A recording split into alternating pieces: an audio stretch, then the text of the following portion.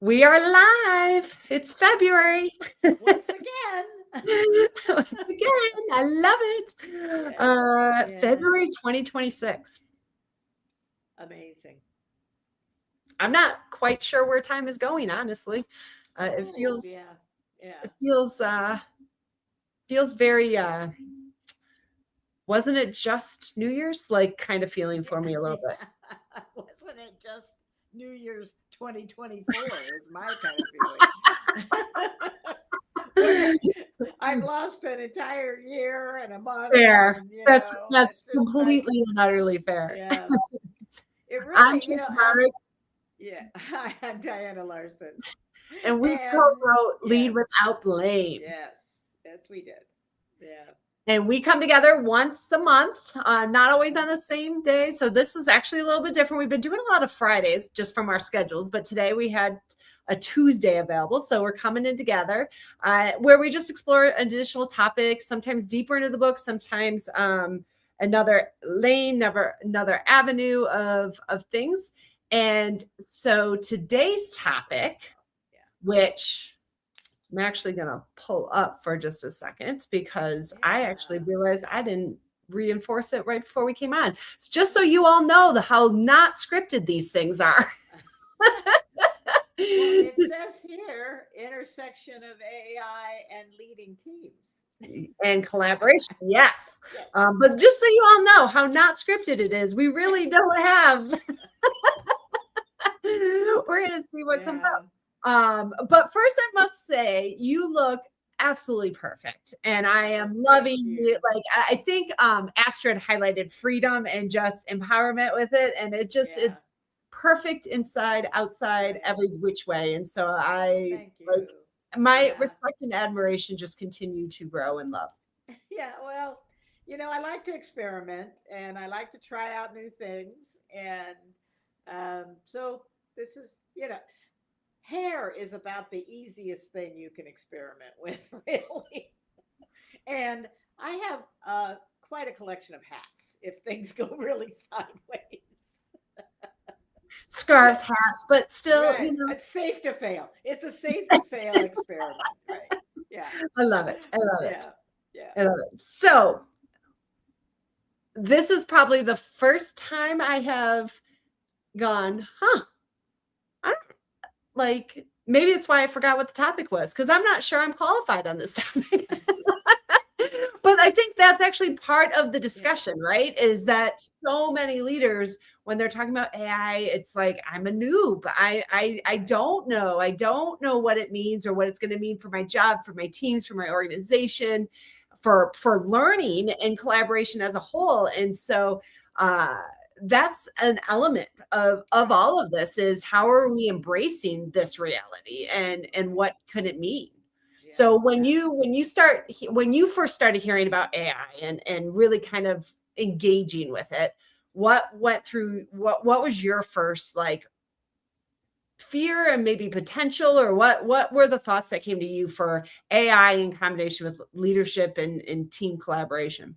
Yeah. Oh, well, anytime some radically different and new technology comes along, my first reaction is, oh shit, do I really want to learn this new thing? Sorry, put a little asterisk in there between the H and the T. Um, and and on top of that, Holy Toledo, Tricia and I just wrote a book about how important learning is for leaders, and how important it is for leaders to model learning for their peers and their teams. And so I was like, okay, in spite of my misgivings, because I definitely, whenever there's a big change, we tend to fear it or fill in what we don't know with our worst fears, right? I mean, that's a thing we do as humans. And so I was like, I don't know how this is going to work. When robots running the world and blah, blah, blah, right? But what I realized is that what I had to do was start experimenting. And so I have been experimenting with it in small ways for myself and talking to other people and going to the sessions at conferences and things where people are talking about what their experiments were with using their various AIs, right? I mean, there's Jurgen Apollo, a colleague of ours, he's got a team of agents, right? That he's working with. Some people are on that end of the spectrum. Other people are toe in the water like me, and so just listening to what everybody's experience has been and sort of matching that to my own experience, so that when people ask me, what do I think? I have an answer for them. I can say, well, here's what I've been noticing lately. And I remember the diffusion of innovation curve. Mm. It always starts out, any big new idea starts out, and we've seen it in Agile, we've seen it so many times over our history.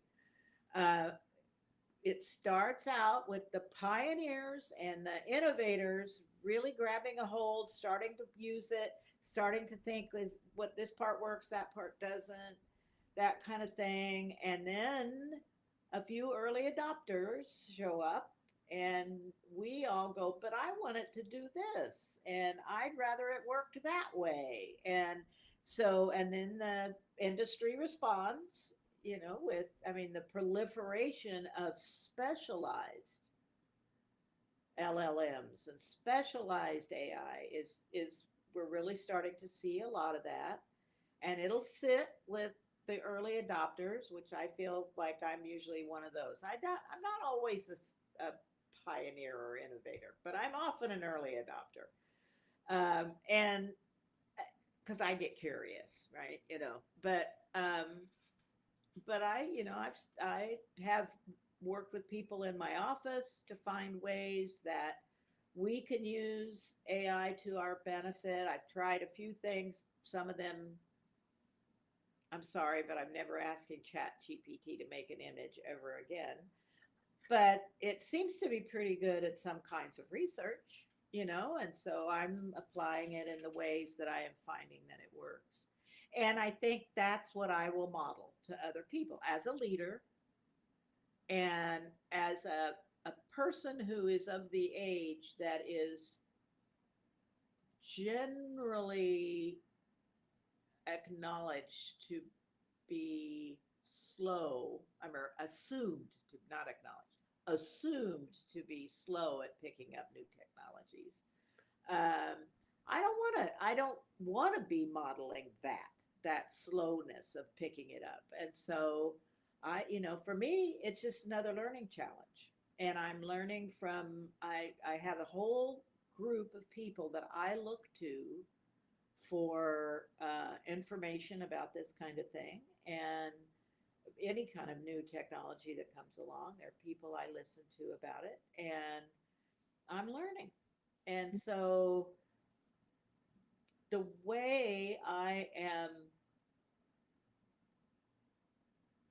modeling for people who look to me for leadership is trying it out, sharing my experience, saying, let's figure it out together. What do we talk about in with the courage, right?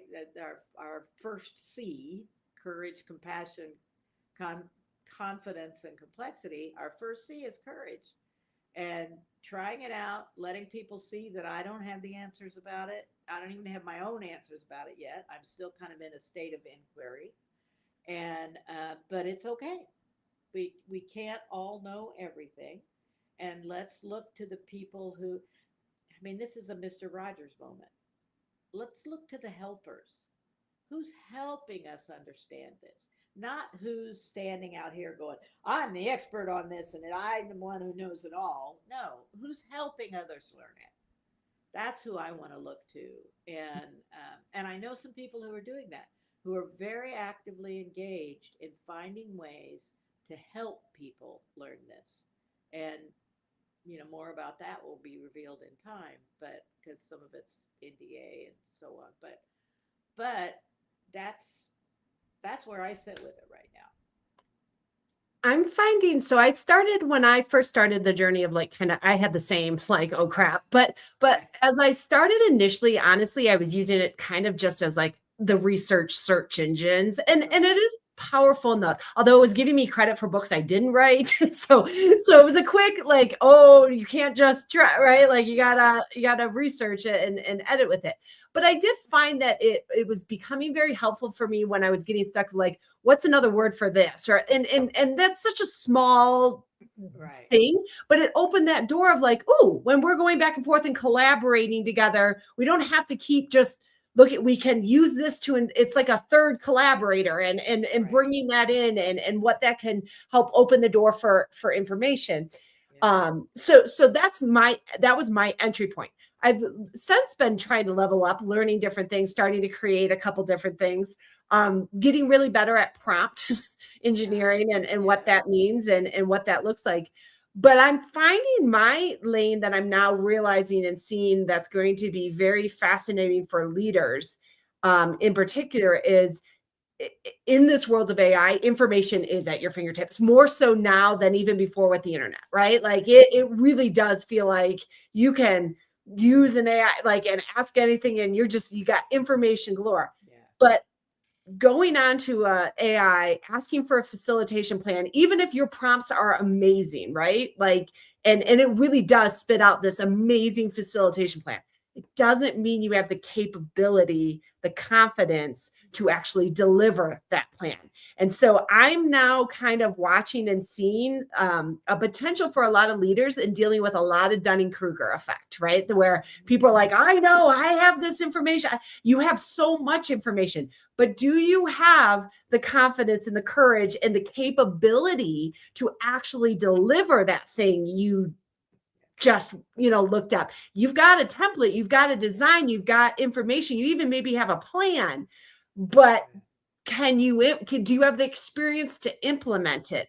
And Yes. I think that's going to really lean in heavy into what are people doing with the information? How are they using the information? How are they implementing and churning it into results, right? And I do think there's going to be a fear of a lot of people being able to speak and talk a really good game, Mhm. write a really good document, but can you back it up, right? Can you actually deliver? Can you engage? Can you have the courage to stand in that facilitation plan? I'm using that as an example, but there's 100 different Oh, examples, yeah. right? Yeah. And so I think this is going to be, in some ways, more of a challenge for leaders going forward is how to really help people keep learning when they think they have all the information Yes.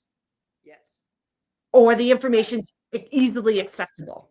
And I, as Willem and I talk about in the five rules of accelerated learning, by the way, um, knowing about a thing, gaining the facts about a thing is not the same as being able to integrate and apply and use that thing, right?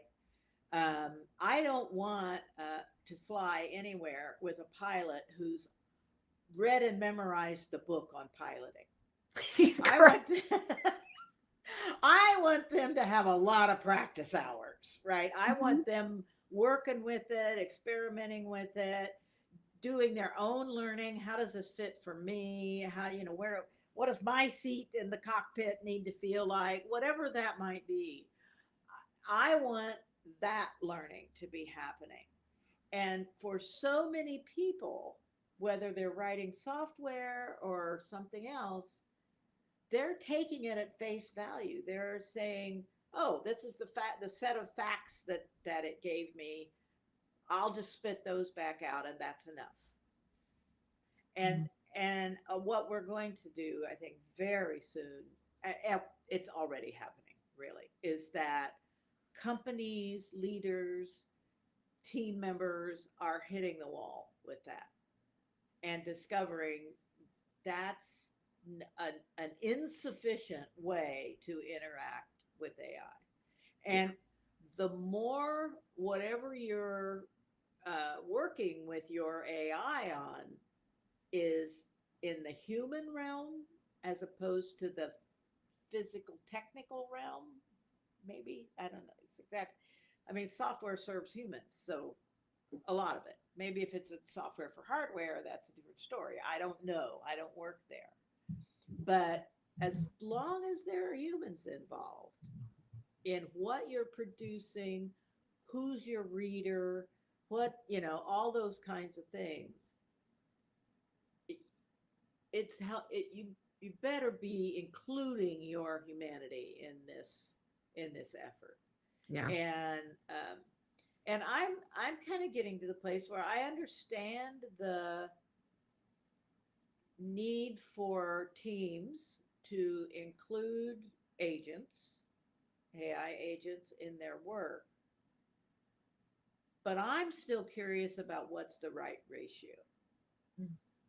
For me, it's at least 2-to-1 humans agent. That's been my experience so far. I I have need no also opinion. another I need another human to also be checking so that my blind somebody who doesn't share my blind spots can sort of check for just factual accuracy, if nothing else. And You know, authenticity to you, yes, right? yes, And right, what that means. right. Clearly, this is a top. Although We've someone got a said, lot in the chat. yeah, but Yeah. someone's. I mean, we're at the end now, so we can't quite like maybe Diana talk louder when you're highlighting your last bits. For some reason, the mic is not picking up as much for Oh, people. okay. Go ahead. Um, um, so we maybe on some level we could keep going into this, but this is part of it. Is this isn't going to be a one-time thing, is digging into it. And so this is just sharing a little bit of our initial experiences and thoughts, and hopefully that's helpful for people. Somebody said they'd really like the pilot analogy. 100%. So where can people find you coming up? Oh, now you're muted totally. Oh no. Okay. Okay, there you go. I'm back. I'm going to be speaking at DC Lean and Agile on February 11th on change, fear, and our path forward in turbulent times. So I'm really excited about that. I have a newsletter coming out on the 12th of the month. You can sign up for my newsletter at dianalarsen.com. And in this month's newsletter, I'm going to announce some opportunities for interaction with me. So I just encourage people to sign up for that. I will be at Agile Open Northwest in early March, the 6th and 7th of March in Portland, Oregon. Best conference ever. New ideas show up there all the time. I am really looking forward to it because that's where I'm going to hear a lot of new ideas about this question of AI and teams and leadership. And then in at the end of April is the next retrospective facilitators gathering, which so I'll be going to that. That's going to be in Quebec. We're going to have a holding that in Canada this year, and in May we've got another team liftoffs workshop coming up. So I've got a few things on the hook, and I'm excited about it. Oh, and I'm on the program committee for Agile Meets Architecture in Berlin in the middle of March, or the 10th, 11th, somewhere. I can't off the top of my head remember. I will probably be attending that remotely. So but I'll be there, and I'll be listening to what the other people have to say there. So I do not. I will also be at Agile Open Northwest for the first time. So I'm super excited. That's actually where we're going to go live next time. So we'll be together when we go live from that event. And the only public offering I have is our next Leading Amazing Teams course that is in May that I do with Jake Calabrese. Otherwise, I have no publics for the short term because next month, at sometime during this month, there might be a little bit of an announcement on my part, but it's a little teaser. There's no information yet, but I've been focused elsewhere. So not a lot of public interaction options for me for a little bit, but they will be coming back as we get into the next year. So I love it that both of us are starting off this year with little little announcements of teasers. something new. Yeah. Love it. Little teasers might be a little Yeah. evil, but whatever. Yeah. Okay. And we will be back on March 6th is our next live. And if again, I think we picked a topic, but if there's ever a topic that you want us to chit chat about or explore, feel free to let us know. Otherwise, till next time.